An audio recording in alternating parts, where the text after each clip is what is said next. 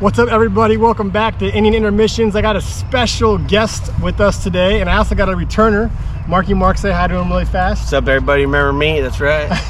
I'm back. And this handsome fellow right here, go and introduce yourself. Thanks for having me here. Sonny Garza, head coach at Othello High School. Marc's brother, Marc's older brother. We kind of look alike. We talk the same. So hopefully you guys kind of hear him or you hear me when we're giving this interview. That's good. I'm not going to mention what just happened between us as programs. We're going to leave that one. No, they got us today. They earned it. Well done today. Thank you. Thanks. Hey, how long have you been coaching, Sonny? So I've been the head coach for 6 years, 7 years. So I started a couple years before COVID. I was the head coach, or I've been the head coach there for that many years, and I was assistant before that. I was an assistant under Larry Gonzalez, so I was there for several years before that. So I believe this is like year 13 for me. Oh, wow. Yeah. So I've been around for quite a bit, 12, 13 years. It's been quite a bit. I think after 10, you kind of stop counting. So you're a teacher, teach 5th grade, 6th grade. What is your favorite thing about teaching, coaching, one and the same? What do you guys think? I think it's one and the same. I think you kind of hit it. It's all kind of the same. I try to take a lot of the things that I do in the classroom with the kids to try to build that, classroom management obviously first, but the relationships that I try to have with the kids in the classroom, I try to bring that over to the field and try to carry it over. All the kids are different. That's kind of what I love about, teaching. I love about baseball is everybody's different. All kids need to be, talked to differently. They need to be said things differently, and so when you're able to kind of figure that out, which I don't think I have, I'm learning every day, but that's the one thing I love about being able to do both, because I'm with kids every single minute of my life, so I absolutely love it. That's awesome, man. Yeah. So a few episodes back, we got to hear this guy's baseball journey, and I think you owe him everything you learned about baseball, right? I do. Well, one thing I actually regret, and I tell everybody, is when he had games I didn't watch because I was playing in the dirt. Oh, there you go. So I regret not watching him play more. You could have been that much better, dude. Right. Jeez, you could be in the show right now. I could. Oh, so close.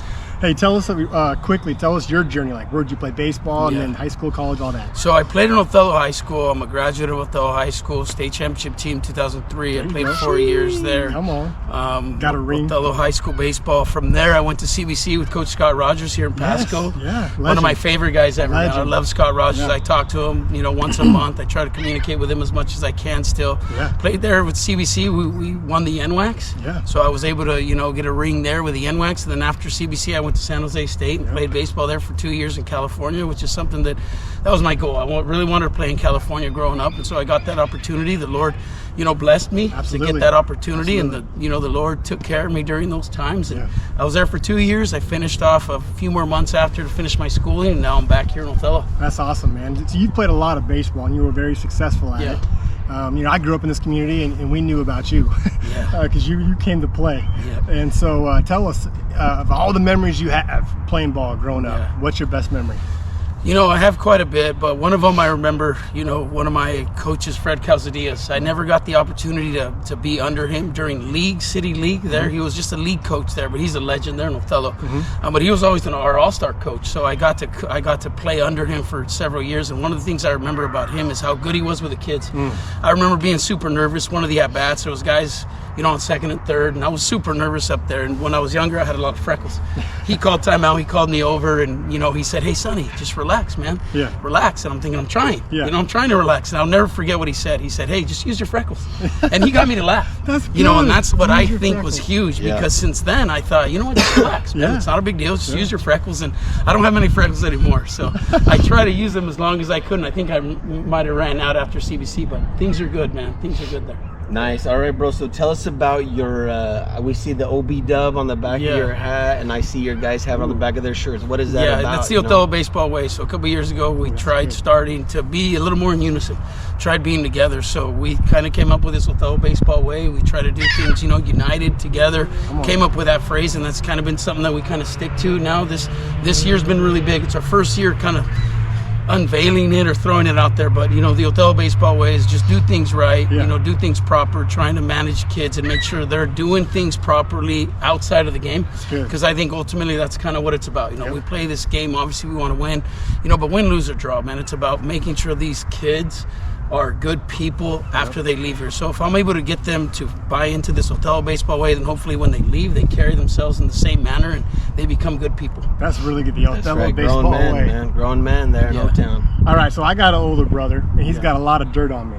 You got your younger brother sitting here. I got to hear a quick Marc story. What's some dirt that we can you know use? what? I got nothing but love, man, for Marc. You know, he's been somebody that's been in my corner since day one. Like he said, though, he wasn't always around for the games. Yeah. I'm going to be honest. I don't think I really noticed that. But he's told me that several times, you know. But, you know, he's been someone that's been by me just day in and day out, win or lose, you know, crying, happy, no matter what. He's someone I can go to. So I don't have much dirt on him, man. He's been a great brother.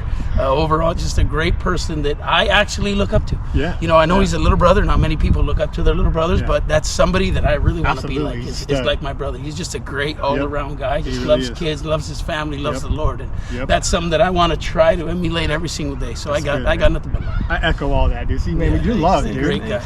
You're loved. All right, so if you can share any wisdom with a young coach out there that's just starting out, or even one of like a young baseball player in Othello that's just starting to play, what wisdom would you share with them? You know what? Just be yourself, man. At the end of the day, I think you said it earlier, it's just a game. Be yourself. Don't try to be somebody that you're not. You know, don't try to be too big. Just be yourself and play the game the right way. Do things right. Take care of yourself in a professional manner. Do things properly, and I think everything after that's going to take care of itself. So for all those new guys that are coming up, just be yourself, man. Don't try to be somebody you're not. Obviously, you learn different things from different people, but take the good things, you know, kind of brush the bad stuff off, but just be yourself. That's good. Hey, Coach Severo. Hey, Coach Severo, Sevy, come here really fast. Hustle. We got to get Coach on a good, give us a good chase right now. Hard 90. All right, so they don't know, but Coach, my brother, and Rodriguez actually best friends growing up. Best friends, man. He lived behind the fence from us. Come take my seat, Coach, right here. You got the hot seat. We got the hot seat, man. Coming in. Hot seat, man. We got the hot seat. Get in here, Sevy. Yes. All right, so like Marc said, man, this is my best friend growing up. This is the guy that made me, I want to say, made me who I am, man. He pushed me to be better. He you know, made me who I am, and he was a guy who grinded day in and day out. And like Marc said, we had a batting cage that almost touched. But every time I heard his batting cage going, I made sure to get mine going because I knew that he was getting better. So I had to be just as good as him. And so we pushed each other to be great baseball players. And I think us too, man, I think we did quite a bit in Othello, and he pushed me, man. He pushed me to be great, and even to this day, I still look up to him, kind of like my brother. He's still somebody that I admire, that I absolutely love with all my heart, and you know, he's just a great all-around guy. I absolutely love this guy, and I appreciate everything he did. He might not have known it growing up, but everything he did made me better. And so I 100% appreciate that. Just an all-around great guy. Absolutely love this guy. I think one of the questions was if I have any dirt on him. I got absolutely no dirt on him. Nothing but love for him, you know. I got one thing I want to share, you know. Yeah, that's right, man. I got one thing I got to share with you guys. One of my greatest moments playing baseball was winning the state title in 2003. I'm getting goosebumps kind of thinking about it, getting, you know, a little choked up. But this guy right here, he won it for us, man. We had a couple other guys that did some key things for us, but this guy here, bottom of the 7th, Ridgefield Sputters, we were down a run, and we had a couple guys get on. We ended up tying it. We had the winning run on third base, and this guy here is going up to the plate, and I was on deck, and I remember him telling me, don't even get ready because I'm going to win this game.